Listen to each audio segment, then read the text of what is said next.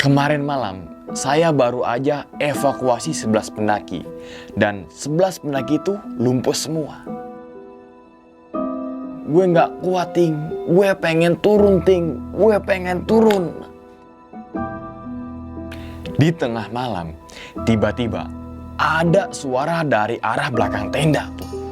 Duh. Duh. Duh.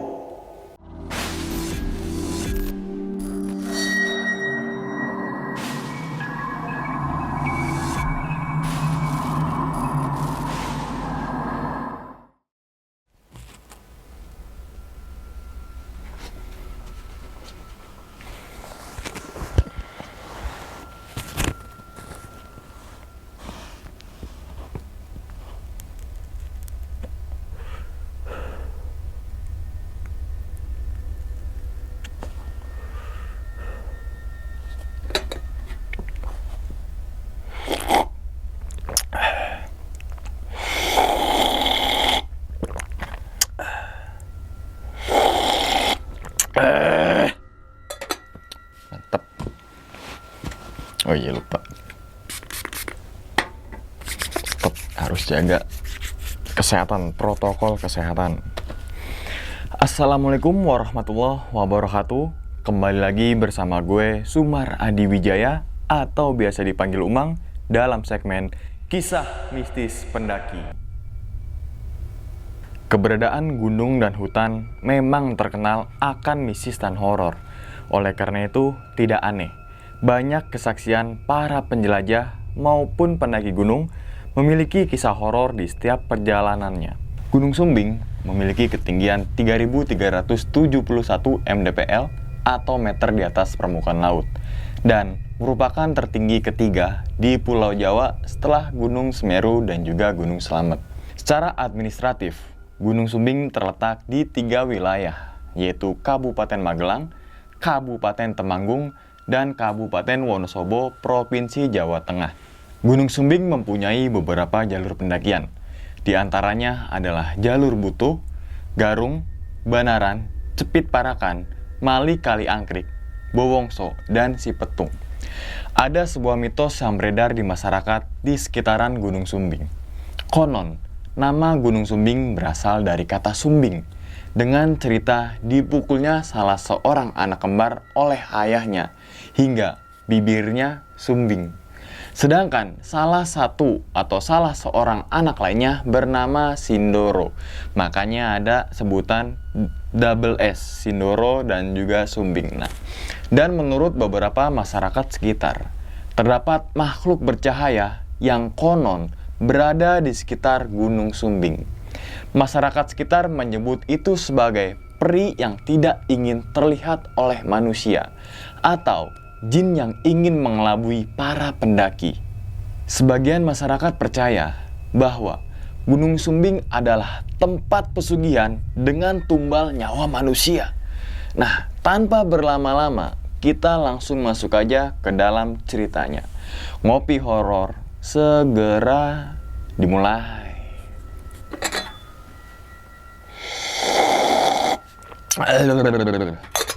Sikat.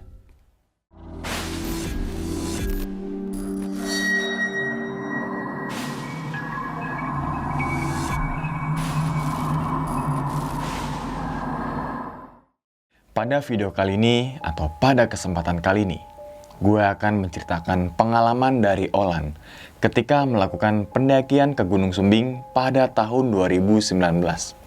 Dalam pendakian kali ini berjumlah 3 orang, yaitu Olan, Kiting, dan juga si Ari. Ari ini baru pertama kali naik gunung, atau bisa dibilang belum pernah naik gunung sama sekali. Tepat pada tanggal 6 Juli 2019, sekitar jam 7 malam, mereka berangkat dari rumahnya masing-masing menuju terminal Kampung Rambutan. Dan sesampainya di terminal Kampung Rambutan, mereka lanjutkan naik bis antar kota atau antar provinsi menuju Wonosobo, Jawa Tengah. Selama perjalanan di dalam bis ini, mereka semua tertidur dengan nyenyak.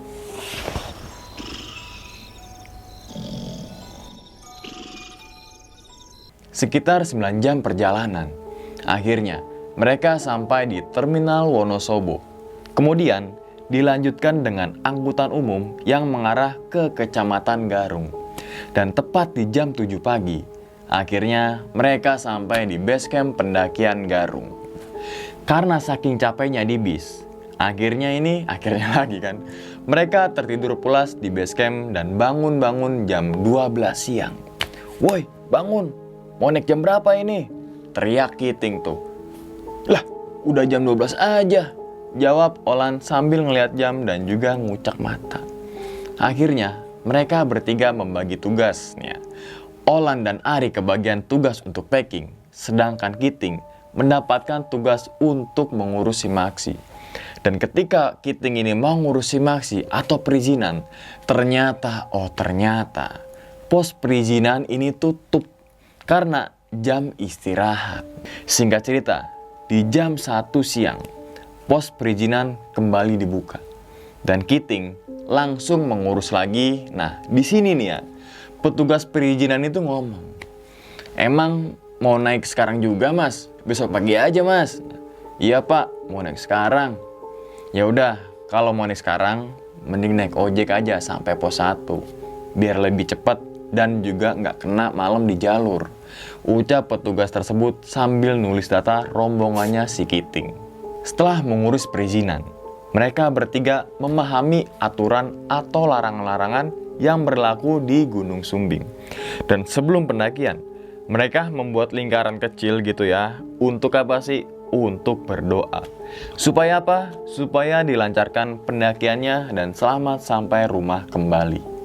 "Gimana nih? Jadi naik ojek gak?" tanya Kiting tuh.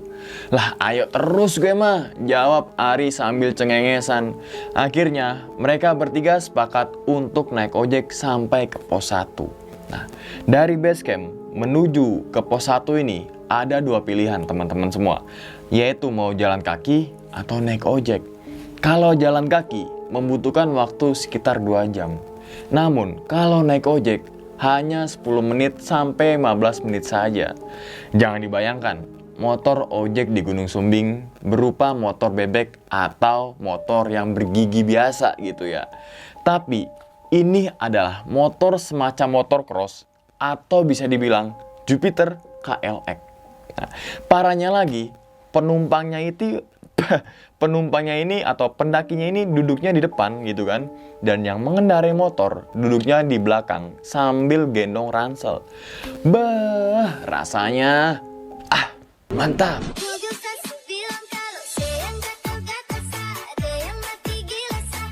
Tak butuh waktu yang lama, sekitar 10 menit naik ojek, sampailah mereka di pos 1 yang dinamakan dengan Pos Malim.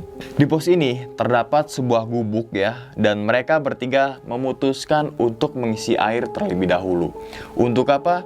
Ya untuk perbekalan pendakian. Setelah botol air mineral itu sudah terisi penuh, akhirnya mereka lanjutkan perjalanan menuju ke pos 2. Trek dari pos 1 menuju ke pos 2, jalurnya berupa tanah padat dan cukup menanjak tuh. Hanya ada beberapa spot landai untuk melepas lelah. Dan di sini banyak percabangan jalur menuju ke pos 2. Selama perjalanan dari pos 1 menuju ke pos 2, Olan dan Kiting bercanda terus-menerus di jalur pendakian tuh. Sedangkan si Ari boro-boro bisa ketawa, apalagi bisa bercanda.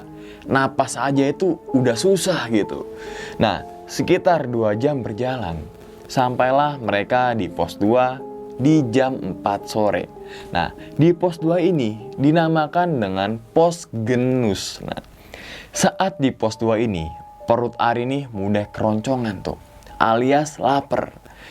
Makan dulu dong. Cacing-cacing di perut gue nih udah pada demo nih. Pengen minta makan gitu. Akhirnya mereka bertiga memutuskan untuk masak terlebih dahulu, dan Kiting langsung ngeluarin alat masak. Setelah selesai masak dan makan, ada 2 orang pendaki lari-larian dari atas tuh. Brot gitu kan. Dan 2 pendaki itu nanya, "Misi bang, ngeliat rombongan yang turun gak? 11 orang. Waduh, gak lihat mas. Dari pertama saya naik, itu gak ada pendaki yang turun. Jawab Giting sambil kebingungan. Emang Masnya dari mana? Ibu Ari tuh, Ari ikut-ikutan nanya tuh. Saya dari Garut bang, saya kepisah sama rombongan saya. Setelah itu, dua pendaki tersebut pamit dan langsung melanjutkan turun menuju ke base camp. Sedangkan Giting, Olan, dan Ari packing perlengkapan masaknya lagi dan melanjutkan perjalanan menuju ke pos berikutnya. Trek dari pos 2 menuju ke pos 3. Jalurnya ini semakin nanjak tuh teman-teman semua. Dan disarankan untuk berhati-hati jika musim hujan. Karena jalurnya sangat licin dan cukup berbahaya. Singkat cerita, sampailah mereka di tanjakan Engkol-Engkolan di jam setengah 6 sore. Tanjakan ini memiliki kemiringan mencapai 60 hingga 70 derajat. Bukan derajat Celcius ya, tapi tingkat kemiringannya gitu. Nah, ketika menunggu azan maghrib di tanjakan Engkol-Engkolan, tiba-tiba ada angin gede yang berhembus dari arah bawah tuh. Wush. Karena Ari ini orangnya takutan, Ari memastikan ke Giting nih, Ting, kita beneran jadi naik nih. Ya jadilah, udah sampai sini. Ah, payah lo, badan doang gede lo, ucap Giting sambil ketawa. Jadi, Ari ini mempunyai postur tubuh yang agak gendut tuh teman-teman semua. Atau bisa dibilang bonsor lah. Nah, setelah azan maghrib, ada satu pendaki cowok yang solo hiking yang lewat di depan mereka bertiga tuh. Mas, duluan ya. Oh iya mas, sendirian mas? Iya mas, ucap pendaki tersebut sambil berlari-lari mendahului mereka bertiga. Akhirnya mereka bertiga memutuskan untuk melanjutkan perjalanan lagi menuju ke pos berikutnya. Perjalanan dari Engkol-Engkolan menuju ke pos Pestan sangatlah lambat karena langkah mereka menyeimbangi Ari yang jalannya dikit-dikit berhenti. Bisa dibilang 5 langkah itu minta break, 3 langkah itu minta break, 2 langkah itu minta break atau istirahat. Nah, dan di pertengahan perjalanan, tiba-tiba angin dari bawah yang berhembus sangat kencang tuh. Wush lagi. Sampai-sampai debu yang di jalur Engkol-Engkolan masuk ke mata mereka semua. Di sini muka Ari udah mulai pucat. Dan Olan bilang lagi ke Giting, Bang, mending kita break dulu deh. Angin kencang banget. Kasihan juga Ari udah mulai pucat. Namun Giting tetap kekeh untuk meneruskan perjalanan karena gak mau nyampe di tempat camp terlalu larut malam. Tepat di jam setengah 8 malam, kondisi Ari ini bener-bener ngedrop dan sampai gak bisa untuk berdiri. Akhirnya badan Ari ini diikat oleh webbing, jadi seperti tali ya, ke pinggangnya si Giting gitu kan. Sedangkan Olan ngedorong Ari dari belakang tuh. Jadi bisa dibayangkan Giting ini narik Ari dan Olan norong Ari dari belakang. Jadi kayak sapi gitu teman-teman semua. Nah, sampai akhirnya angin benar-benar kenceng dan Olan bilang lagi untuk kedua kalinya ke Giting, Bang, break dulu, anginnya makin kenceng. Akhirnya mereka bertiga ini break di sebuah tanah datar yang gak terlalu luas, sekitar 2 kali 1 meter gitu. Dan terdapat pohon yang gak terlalu besar. Di sini Giting langsung bentangin flashlight dan langsung membuat bivak dadakan. Supaya apa? Supaya angin tidak menimpa langsung ke badan mereka. Dan dalam istirahat itu, Ari bilang, gue nggak kuat lagi bang, gue nggak kuat lagi. Lo jangan ngomong kayak gitu Ri, lo bisa kok, ucap Giting sambil nyemangatin si Ari. Akhirnya Giting masak bihun instan untuk makan malam mereka bertiga. Dan ketika masak, tiba-tiba ada bunyi seperti gemuruh tuh. Namun anehnya, saat itu nggak ada sama sekali angin. Karena rasa penasaran, Giting keluar dari flashlight sambil ngeliatin sekitar tuh. Ternyata ada 2 mata senter. Melihat 2 mata senter tersebut, Giting langsung niup fluid SOS sambil teriak, Bang, masih jauh gak? Gue di bawah nih, bang, woi. 1 teriakan, 2 kali teriakan, sampai ke 3 kali teriakan. Namun, tetap nggak ada jawaban. Karena mungkin teriakan dari Kiting nggak kedengeran sampai atas. Nah, akhirnya Kiting ngedimin headlamp ke arah atas tuh. Tep, tep, tep, tep, tep gitu kan. Dan dibalas lagi tuh sama dua mata senter itu ngedimin ke arah headlampnya si Kiting. Tep, tep, tep gitu. Dan gak lama setelah itu, dua mata senter tersebut turun deketin si Kiting tuh. Makin dekat, makin dekat, makin dekat. Dan dua mata senter itu berpencar ke arah semak-semak dan berubah menjadi merah layaknya mata. Melihat kejadian aneh itu, Kiting langsung masuk lagi ke dalam flashlight dan bilang tuh, wah gak benar, ini udah gak benar, kita ayo turun sekarang. Yakin loh mau turun, Ting? Ini nanggung loh, bentar lagi sampai tempat camp loh, jawab Olan sambil nenangin keadaan. Dan setelah kejadian tersebut, mereka bertiga ini diem-dieman tanpa ada obrolan sepatah kata pun. Ri, lo udah mendingan, lanjut lagi yuk, semangat. Nah, ajak Olan tuh. Udah Lan, ya udah ayo. Akhirnya mereka bertiga membacking perlengkapan masak dan menggulung flashlight. Dan setelah semua sudah terpacking, mereka melanjutkan perjalanan menuju ke pos 3 atau pos berikutnya.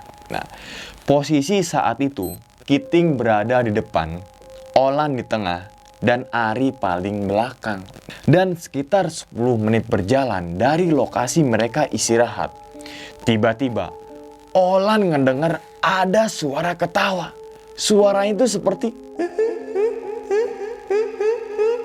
di sini Olan langsung ngeliat ke arah belakang tuh. Dan ketika nengok ke belakang, ternyata Ari juga lagi diem sambil ngeliatin sekitar pakai headlamp. Nah, seakan-akan Ari juga ngedengar suara ketawa tersebut. Karena Olan dan Ari tiba-tiba diem dan gak jalan, si Kiting ini nanya, lo berdua ngapain diem aja? Ayo lanjut jalan lagi. Akhirnya Olan dan Ari menghiraukan suara tersebut dan mereka berdua bertukar posisi.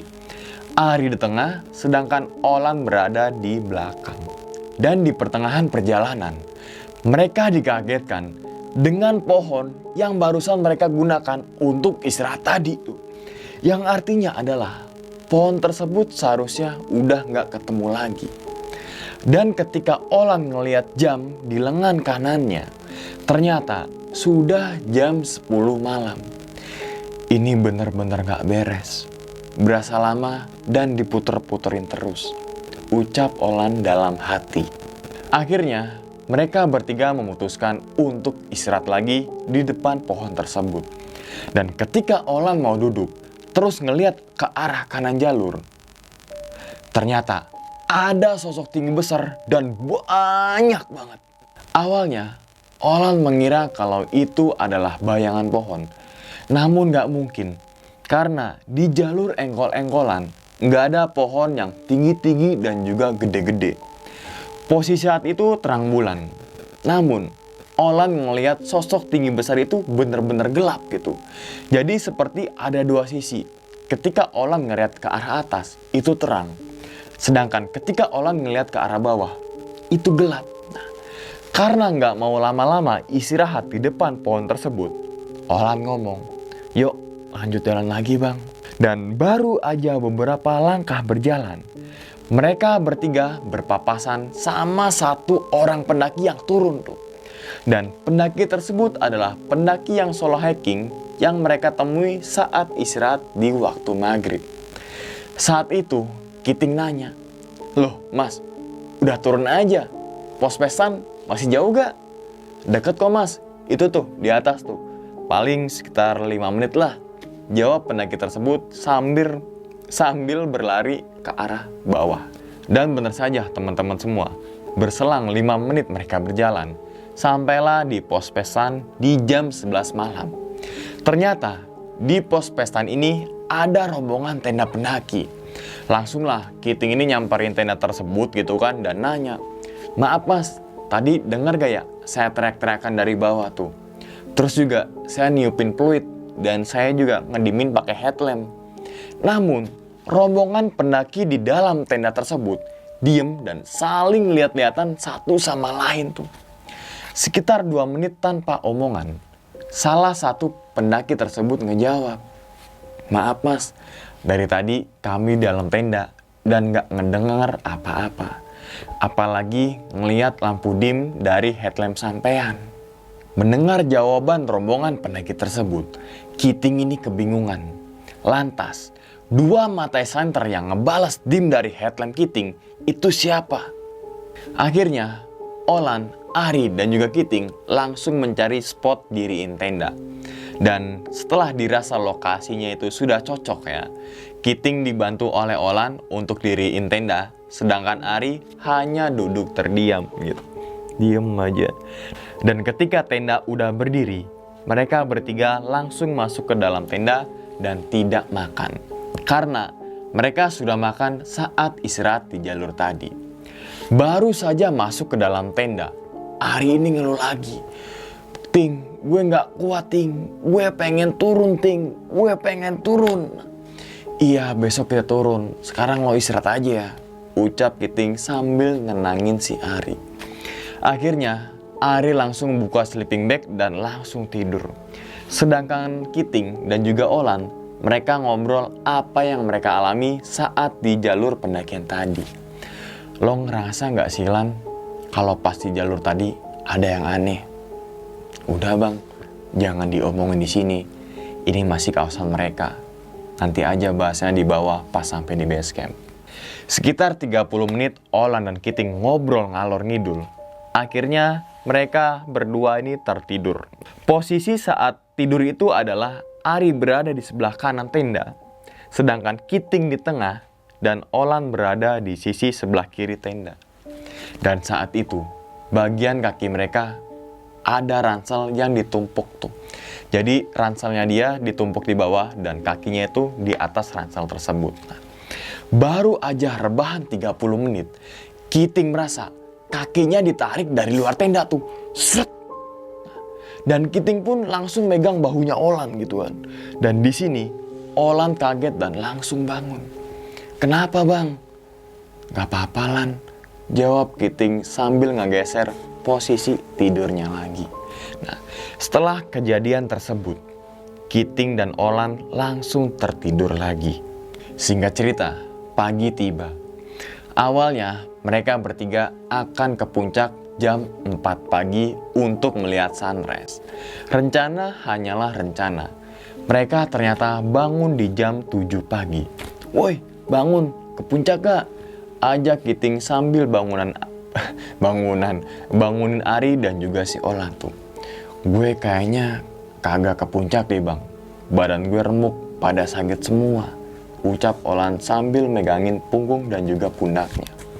Akhirnya hanya Kiting dan juga Ari yang pergi ke puncak, sedangkan Olan memilih diam di tenda.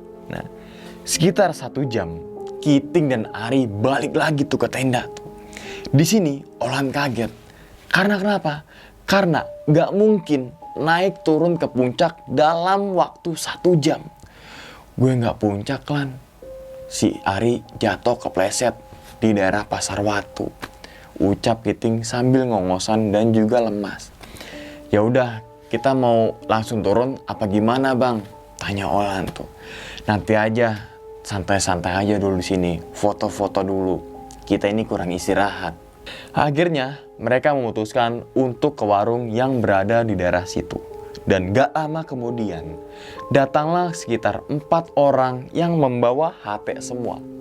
Ternyata itu adalah Ranger Gunung Sumbing. Di sini mereka bertiga ngobrol bersama Ranger tersebut. Dan tiba-tiba Ranger tersebut buka omongan. "Kemarin malam saya baru aja evakuasi 11 pendaki. Dan 11 pendaki itu lumpuh semua." Seketika Kiting teringat akan kejadian kemarin di saat ketemu dengan 2 pendaki asal Garut dan menanyakan keberadaan rekannya yang berjumlah 11 orang itu. "Apa jangan-jangan yang dimaksud itu rombongan dari Garut ya?" ucap Kiting dalam hati. Di saat Kiting mengingat kejadian yang kemarin malam, tiba-tiba pikirannya buyar ketika salah satu dari Ranger tersebut nanya tuh, Emang sampean naik kapan, Mas? Naik kemarin malam, Mas. Loh, kok nggak ketemu ya? Mungkin beda jalur kali, Mas. Oh, nggak mungkin. Kita evakuasi 11 pendaki, rombongan kami 4, total 15 orang, dan pakai headlamp semua. Otomatis terang banget, ucap salah satu ranger tersebut. Di sini, Ari, Olan, dan Kiting saling lirik-lirikan tuh. Sambil mengingat kejadian saat ketemu lagi sama pohon yang mereka lewati. Mungkin mereka bertiga diajak muter-muter sama setan keder.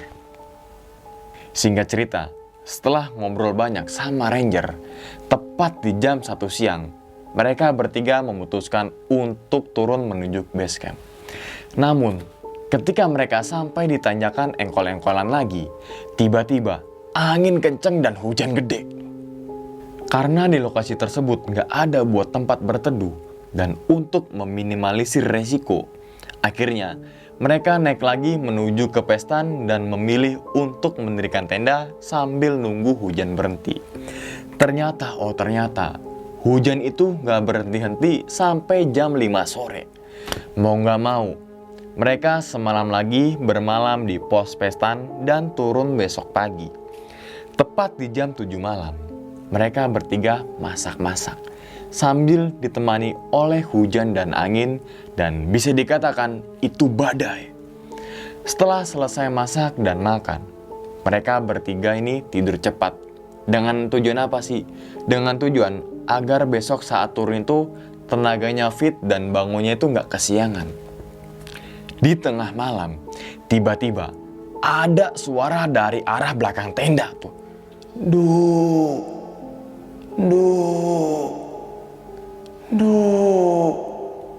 Di sini, Olan langsung bangunin si Kiting tuh. Bang, bangun bang. Ada yang manggil kita tuh di luar tenda. Saat itu, Kiting langsung buka sleeping bag dan pergi keluar tenda dengan keadaan masih ngantuk. Dan ketika Kiting keluar tenda, ada 2 cahaya obor dan nenek-nenek lagi pakai baju kebaya. Nenek-nenek tersebut bawa ranting dengan keadaan membungkuk sambil goresin rantingnya ke tanah dan membuat seperti lingkaran tuh. Setelah itu, nenek-nenek tersebut tersenyum ke arah Kiting. Di saat itulah, Kiting langsung masuk ke dalam tenda dan langsung memutuskan untuk tidur lagi. Di sini, Olan nanya, "Ada siapa abang di luar?" "Gak ada siapa-siapa. Salah dengar kali lo," jawab Kiting sambil masuk ke dalam sleeping bag. Setelah kejadian tersebut, mereka bertiga tidur pula sampai pagi. Singkat cerita, pagi tiba. Di sini, mereka membagi tugas. Ada yang bongkar tenda dan juga ada yang untuk masak. Setelah tenda ini sudah terpacking dan makan ini sudah selesai, tepat di jam 8 pagi, mereka bertiga langsung bergegas turun. Dan sebelum turun, seperti biasa teman-teman semua, mereka berdoa terlebih dahulu dengan membuat sebuah lingkaran kecil. Agar apa sih? Agar selamat sampai di base camp. Dan sesampainya mereka ditanyakan engkol-engkolan lagi ya, dia nggak ngelihat sama sekali pohon yang ia gunakan untuk istirahat kemarin tuh. Singkat cerita lagi, sampailah mereka bertiga di base camp di jam 12 siang. Di base camp ini, mereka gunakan untuk bebersih, untuk makan, kencing, berak, dan juga istirahat. Dan tepat di jam 3 sore, mereka meninggalkan base camp alias pulang ke Jakarta. Alhamdulillah, mereka bertiga selamat sampai di rumah masing-masing tanpa ada kendala sedikit pun kecuali kaki pegel-pegel. Bentar, gue ngopi dulu.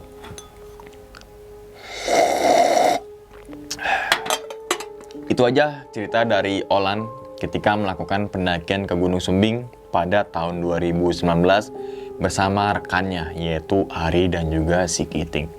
Apa sih hikmah yang bisa kita ambil dari cerita si Olan ya? Mungkin yang pertama adalah kejadian 11 pendaki yang dievakuasi oleh Ranger Gunung Sumbing. Ini sering banget terjadi ya di beberapa gunung gitu. Bepergian ke alam bebas nggak cuma modal dengkul, kesiapan fisik, mental, serta pengetahuan adalah basic yang paling penting. Yang kedua adalah jangan terlalu memaksakan diri serta egois. Nah, tetap harus dikontrol dan harus dipikirkan matang-matang tentang resiko-resiko yang akan dihadapi nanti. Bahaya atau resiko di alam bebas gak bisa kita hilangkan, namun bisa kita minimalisir. Jadilah pendaki yang cerdas, bijak, dan juga bertanggung jawab. Itu aja teman-teman semua pada video kali ini ya, dan nantikan video-video gue selanjutnya. Hal gaib itu muncul ketika sugesti kita buruk. Wassalamualaikum warahmatullahi wabarakatuh. Selamat istirahat dan tetap jaga kesehatan.